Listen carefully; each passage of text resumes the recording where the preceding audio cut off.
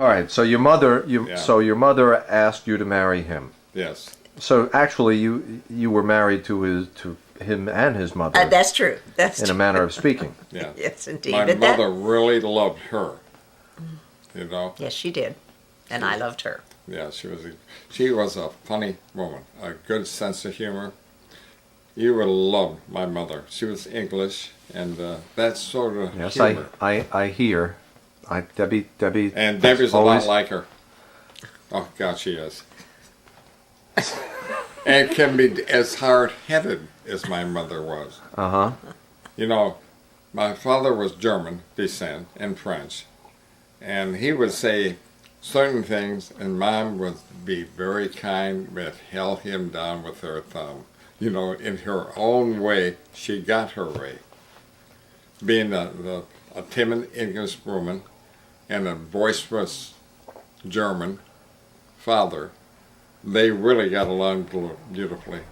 The one thing I remember about my parents' marriage, when Dad came in from working in the meat business that he and his brother and brother-in-law had, he would give my mother a Charles Boyer kiss in the kitchen with those boys there. And what's a Charles Boyer kiss? Oh, to just lean them over, really let her have one right there. And you know, that really solidified our family life, so to speak. It was great to see that. And I guess I carry over that trait, right? Charles Boyer kiss. Charles yes. Boyer kiss. Well, don't try that now with the hip. No. Okay. That's a difficult one. Right. What were you studying in college at the time? What were you doing, majoring in college when? Majoring in physical education and minoring in speech. And what were you contemplating for life Teaching. after college? Teaching. Teaching. And children, And children. yeah. So, did you ever have a desire to continue that path after you got married? Yes, I did. Well, I taught for 5 years, but then I became pregnant with my daughter. And in those days, we really felt that we should be at home with our children, so that ended my teaching career. But not your volunteering career, where you volunteered to all the schools. True. And, I did Many. do a lot of volunteer work at yeah, schools. yeah. But you taught for 5 years? Mm-hmm. Before that, what did you teach? Physical education. Oh, you did? You taught physical I education? did teach physical education. Science. So you did actually follow through on your career path For 5 years. For 5 years. And then children were part of your plans too, so That's true. followed through on that. Yeah. And so over the course of the 50 years, the highlights were, I assume, the children. Absolutely. I shouldn't put words in their mouth. That's What quite were good. what were the highlights of the 50 years? Can you narrow it down into a soundbite?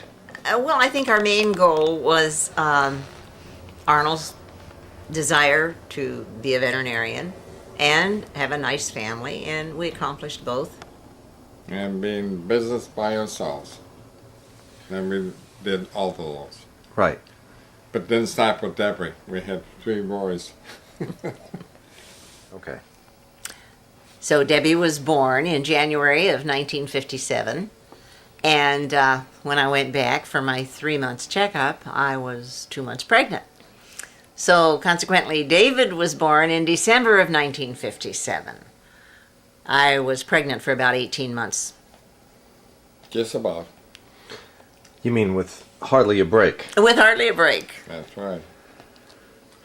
Wow. And then Steve came along 2 years later. 2 years later. And then Derek. Debbie was born in January of 57. She was pregnant with a baby in the arms, our dog, and one beat-up Pontiac car. We I'm looked sorry, like... she was pregnant. You didn't say she was pregnant with the dog. No. And the dog was in the car. Oh, in the car. And it looked like grapes of wrath. Our car, and she with a baby in the arms, a big... Oh, and the dog, okay. The whole bit. And Right. Plyer just completely full. That's how we moved east from Lansing. Kind of like the Beverly Hillbillies, aren't they? Really. Kind of like. Right. They had a nicer car, by the way. And you moved to East Lansing, and that's where you set up your first practice? No, that East That's where you Lansing is were. where Michigan State was. Oh, right. So we went out to West West Grove, PA, Pennsylvania. And that's where you set up your first Yeah, practice. Yeah. And Debbie was already born, Uh-huh. True. and David was not yet. Not yet. Born in December of that year. Okay. But that's why we were able to go into practice. He befriended us, a neighbor, and we called them Mom and Dad. And they're just wonderful people. And he says, go into practice on your own. I have worked for a veterinarian. And I said, with what? Because we moved out, no money, $100 a week. I got paid from the veterinarian I worked for, and that's all. And he said, how much you need? And I said about $1,500 to get a car at that time, and some few drugs, and we'll start. He wrote the check and said, pay me back when you can. A year later, he says, your practice is too big. You got to get it off this hill, and people were bringing pets up to the house. So he took me out, and we looked around, and we bought 3 acres of ground and built a hospital, all on borrowed money. He co-signed the note.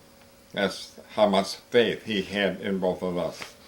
And what made you think that what made you decide on the particular spot that you picked to set up the practice?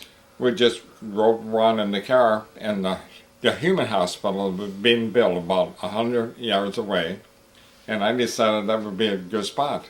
Nothing between us, so we bought that acreage from the same farmer that gave the acreage to the hospital. We bought for ours, and we built. And how did you promote yourself? How did people become aware of you? How did you build your practice? Well, working with the other vet for a year prior to going out on our own, you got to know a lot of people, and they chose who they wanted to go to, and I was lucky enough to be about 90% chosen by those people that I knew, and that gave me my start. And then, of course, the animals all talk to each other, and Absolutely. Yeah, absolutely. word spreads around the neighborhood. Yeah. Okay.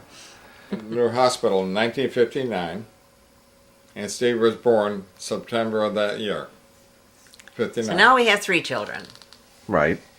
And we're through. Not even into the 1960s. We are through having children. That was the end of our children. And Right. you were at how old in 1959? You were 29 years old, True. okay? But when she was 40, she came down one day and said, I think. I said, you're crazy. No, I think. And she was. And that's Derek. And he was born on Friday the 13th. And the nurse told me it was the first Friday the 13th that there was a full moon in over 2,000 years on that day.